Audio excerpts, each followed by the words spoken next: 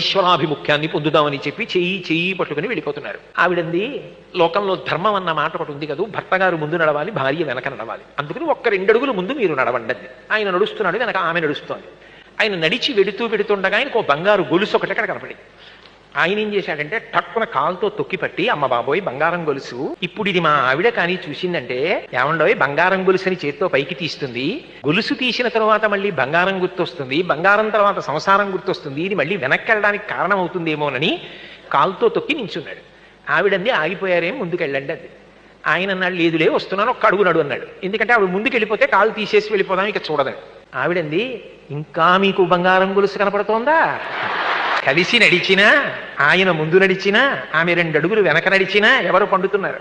ఆ పండడం చేత కానప్పుడు ఇంకా ఆవిడ మీద అనుమానం. నిజానికి పండుతున్నావిడ ఆవిడే, పండుతున్న ఆయన కాదు. ప్రస్థానం ఇద్దరు సమానంగా చెయ్యగలగాలి, లోపల సమానంగా పండాలి. అందుకు పరిణయం